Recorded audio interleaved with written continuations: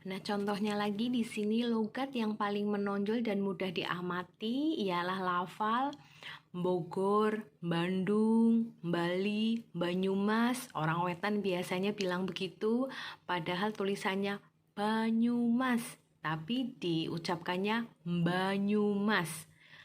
Bali, Bali. Nah, kemudian lagi kalau orang tadi Banyumas bilangnya tanjakan, orang Wetan tanjaan, kenaian. Nah, terus tulisannya sementara, orang Medan bilangnya sementara, tetapi. Nah, begitu ya teman-teman ya, bisa diamati sendiri dari tulisannya sudah jelas, tapi pengucapannya masih belum jelas. Itu disebut dialek yang sangat mudah diamati dari lafalnya. Nah, berikutnya adalah ragam pendidikan.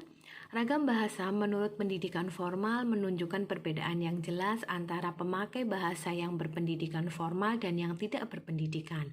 Kok bisa ya? Nah, coba diamati. Kalau teman Anda ada yang namanya Ari, biasanya disebutnya bukan Ari, tapi Ayi atau Yeyi. Kemudian ada yang namanya Pak Aziz, tapi disebutnya Pak Ayis. Nah, itu sebetulnya orang itu sudah malas mengucapkan bunyi F, V, R, Z apalagi.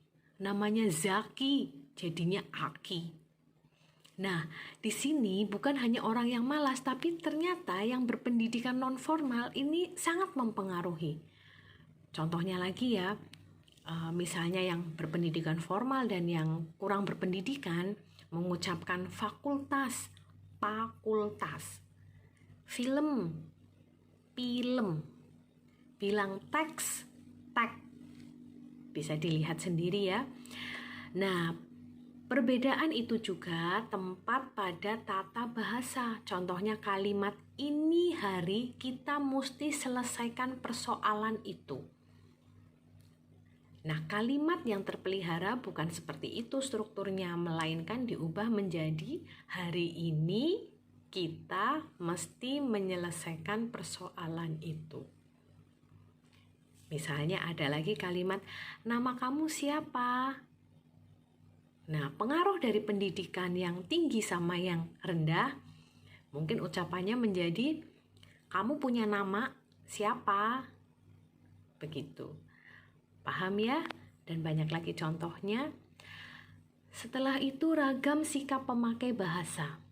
Ragam bahasa menurut sikap pemakai bahasa dapat disebut langgam atau gaya.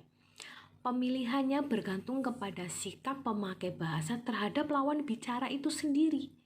Nah, sikap itu dipengaruhi antara lain oleh usia, kedudukan lawan bicara, kemudian pokok persoalan yang disampaikan, dan tujuan penyampaian informasi itu.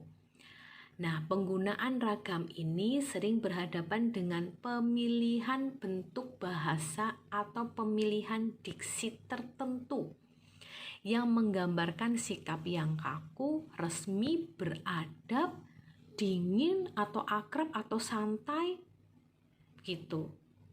Nah, perbedaan berbagai gaya itu tercermin dalam kosakata dan tata bahasa. Misalnya, gaya bahasa bawahan memberi laporan kepada atasan.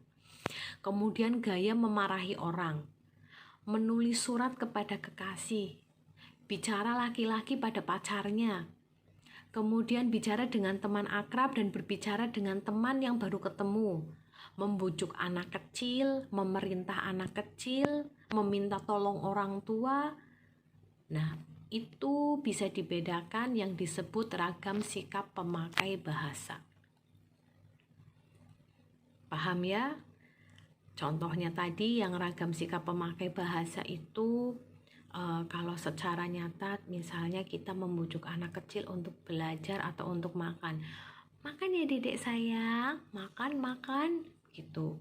Tapi kalau kita misalnya meminta orang tua atau meminta teman makan yuk, atau mari pak makan dulu, begitu. Kemudian kepada dosennya mengucapkannya, Bu, saya akan meminjam buku. Berbeda kalau Anda mengucapkan dengan teman yang seperantara. Saya pinjam bukunya ya, Beb, atau saya pinjam pembukunya ya, Bro.